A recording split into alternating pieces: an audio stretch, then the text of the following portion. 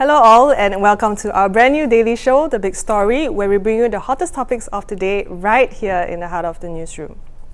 My name is Elizabeth and I'm from the Straits Times, and we are streaming live on YouTube and Facebook, so do like, comment and share this video and click the bell button if you'd like to know whenever we go live. I will be joined by my newsroom colleagues in a bit to discuss about the stories that got you talking today. Now, over the weekend, the Land Transport Authority revealed its 2040 Land Transport Master Plan, where it detailed plans for bus-only roads, elderly safety, integrated hubs, and also a new train line, among many others. I have here with me my colleagues Zhaki and Ting to talk more about it. Hi both. Hi. Hello. Hi, how are you feeling? All right. Okay lah.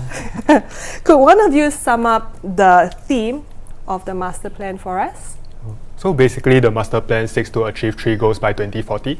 The first one being to achieve a 45-minute city with 20-minute towns, which means that basically you can travel to work within 45 minutes. And if you want to go to polyclinics and stuff around your house, it takes less than 20 minutes. In terms of the second goal, it looks to create an inclusive transport system for all, including those with mobility needs. So even if you are, let's say, you are visually impaired or you are elderly, you should still be able to move around and take trains and buses quite easily. And in terms of the third goal, it wants to create a transport environment that promotes both like healthy and is also create a transport environment that is safe for people and is also healthy when they use it, meaning that you walk more, you cycle more, other than just taking the public transport. I see. Okay, so get out there in nature and sweat it out. Yeah. So it looks like we can expect faster travel times with the introduction of the bus-only roads and the new train lines. But let's talk about the bus-only roads first. So Zaki, maybe you can tell me more about it. Okay, so bus-only roads, I think the name is quite self-explanatory. There are roads that are meant that are accessible only by buses. So the idea here is to speed up bus journeys as part of an initiative called the Transit Priority Corridors. So this is the LTA hasn't spelled out a lot of details, but some of the areas where this could be implemented include Loyang and Robinson Road, as well as new areas such as Tengah and the Jurong Lake District. And there are also other initiatives that they're looking at, such as using tech and giving buses priority at traffic junctions. So how will it affect road users? I think this is something that requires a bit of planning. If it's implemented in areas like Tengah and Jurong Lake District, I think they have a bit of leeway in terms of determining where the roads go. So there won't be that much impact on other road users, but in other places, I think any sort of allocation of routes for buses needs a bit of time and planning to adjust. For example, a few years back, there's this exit along the TPE towards Punggol Road, where there were 2 bus lanes, but they had to roll back one of the bus lanes because it was causing a bottleneck along that stretch. So yeah, I think this is something that requires a bit of planning before implementation, which I'm sure the authorities will do. And do you think this bus-only roads plan, this was a system that was, could it mimic those in Jakarta, for example? Yeah, so it's not named as such, but it's quite similar to the bus rapid transit system in cities like Jakarta, which is basically a protected lane of the road meant exclusively for buses. So it functions like an LRT, but on the road. So I think the idea is to speed up buses and not let them get caught up in peak hour congestion and things like that. So that's a plus for commuters. Okay. Now, Singapore will also be even more connected with the introduction of a new train line and also 2 new train stations. Now, Ting, can you elaborate a bit more on that? Okay. So just to briefly break it down, in terms of rail developments, there are 3 more major announcements. So the first one is in terms of 2 stations along a north-south line, one of which will be connected to the downtown line. And second is the extension of the Thomson East Coast Line, which will be extended to Changi Airport and will run through the future Terminal 5. And then for the third one is a potential new line which runs from Woodlands to Sembawang and then Sengkang and then down to the Marina East area. So in terms of the 2 new stations, which are the things that is more immediate and people can see, it will benefit the northwestern side. So people living in UT, Choa Chu Kang. Or Woodlands like you. Woodlands, yeah, but not as much, I guess. So yeah, they are likely to benefit. So the more major station is the Sungai Kadut Interchange Station running between Kranji and UT. So Bukit Panjang will be, from the downtown line station will be extended to join this Sungai Kadut station. So at the moment, residents there who can benefit are those, say, living in Limbang, living in UT. But in the long term, it's expected that there will be more people who will benefit because industrial developments are ongoing there by JTC. And so by the time this station is out in 2035, around mid-2030s, it should be when we will see the full benefits of it. In terms of the other station, Brickland Station, which is located between Choa Chu Kang and Bukit Gombak, it will kind of make the journey convenient for people living in around Kit Hong, because the train track runs right through, right in front of their house. So it's not that big amount of time savings, like maybe 5 minutes compared to taking the bus. But if you take 5 minutes every day and you stack it up, that still adds up to quite a bit over time. And maybe you can finish the novel that you've been working on. Yeah, correct. Within 1 extra year. So the other announcement that people will be more interested in is in terms of the potential new line. So Woodlands to Marina East is not actually something very new because now you have the red line. But what's new here is that it cuts through to the northeastern side of Singapore to Sengkang area. So for me, I live in Woodlands. So if I want to go to Sengkang, I have to take the bus to the interchange and then take 161 and go down to Sengkang. It's not that long a journey, but if I have a train line that goes directly down, I would imagine that will save me at least maybe 20 minutes. So how long is the current journey? To Sengkang, say to interchange, I need around 5 minutes, and then after that to Sengkang maybe 25 minutes. Okay, about half an hour. Let's put it around half an hour. Correct. So I imagine if it's a train station running there, maybe 10-15 minutes and I'll be there. So yeah. You do save quite a lot of time, right?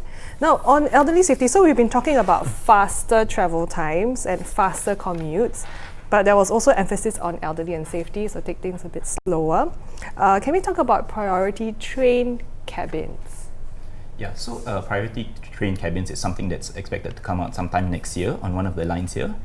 Details are still a bit skimpy. We don't know which line or what cabin will be allocated, but basically the idea is to have this cabin specifically for people like the elderly, for wheelchair users, for pregnant women or those with young children, so that they will have a space that's meant for them. So it's part of this idea of making the transport system a bit more gracious. And this isn't a new suggestion because we already have all these campaigns where we remind commuters to give up your seat for each other. So what are your personal comments, your personal opinions on this priority train cabins? I think it's useful as a sort of nudge to get people to do the right thing and have a space that's meant for some of these people who might need a seat or might need the space a bit more.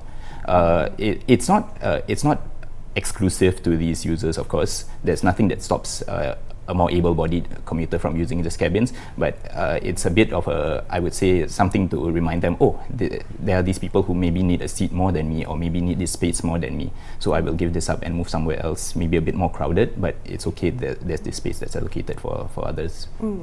So there is also talk about zones now, coloured zones. They sure love their colours. So there's the silver zone and then there's the red zone. Let's talk about the silver zones first. Now, what is that about?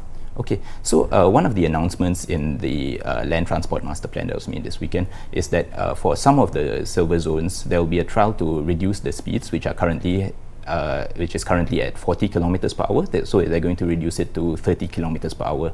So this is the idea is to keep elderly pedestrians safer. And this isn't new as well because they've had it since 2014. Am I correct? Yeah, so silver zones were created with the aim of keeping elderly pedestrians safer. So there are things like speed bumps, narrower roads to keep motorists driving slowly.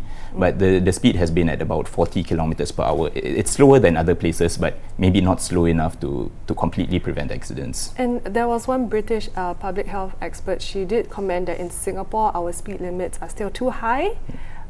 Maybe one of you might want to elaborate on that. Yeah, so this is something that ST reported, I think, last month, where British health specialist Lucy Saunders mentioned that the speeds here are a bit too fast. 30 kilometers is the ideal for anywhere that isn't an expressway, basically. And there's research, I think, that suggests that the risk and the likelihood of injuries or fatalities from accidents actually gets reduced at lower speeds. So there's some logic there. Understand. So now let's talk about the red zones, and Ting, I think you can jump in here. Can you tell us more about the red zones and who it's meant for? Oh, so basically the red zones was an announcement that the Senior Minister of State for Transport, Lam Pin Min, he made on Saturday. So basically what they are doing, these red zones are areas that are accident-prone zones that they want to ban PMDs and bicycles from. And So PMDs is your personal mobility devices, so like your scooters and all, scooters and the e-bikes and stuff, but I guess it's mainly e-scooters because that's the thing that people see most and are most concerned about at the moment. So for this red zone, in terms of concrete plans, they haven't announced it yet. They say they are working on it, but it will likely involve white decks because that's the example that they have been bringing up a lot.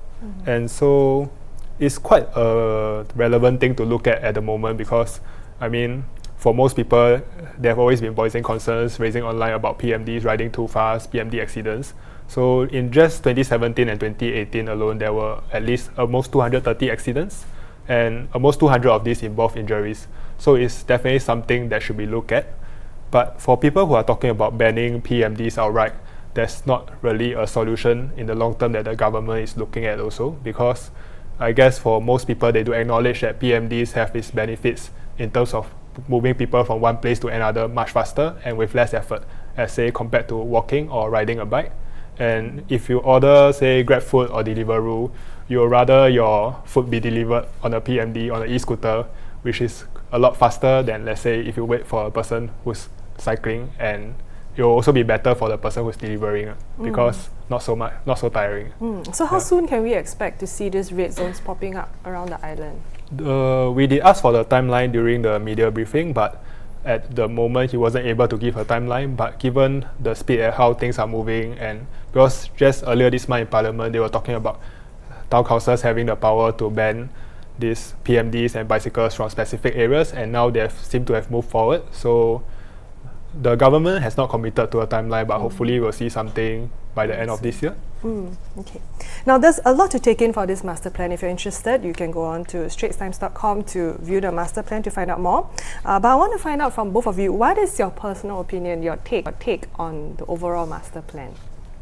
I think 2040 is a little bit far away. It's 21 years ahead. So it's good that the government is planning so far ahead, because I'm sure there comes a time where we all need to sort of reap the benefits of these improvements. But I guess looking in the near term, which is what most people are more focused on, it will be in terms of things, upcoming improvements like the Thomson East Coast Line and also train reliability, because for most of us, I think the main gripe is about train breakdowns. So as long as in the near term this is settled and we continue to move ahead in the long term, then that will be good for all of us involved. I think the rail connectivity is something that definitely commuters will have to look forward to, because by 2040 there will be a lot more rail lines. You'll have, in addition to the proposed line that will run from Woodlands to the Marina South, you will also have the Jurong Region Line, Cross Island Line, Thomson East Coast Line. So all of which will basically make it much easier, much faster to get across the island. So that's something that I think people will definitely look forward to. Definitely, and the generations to come.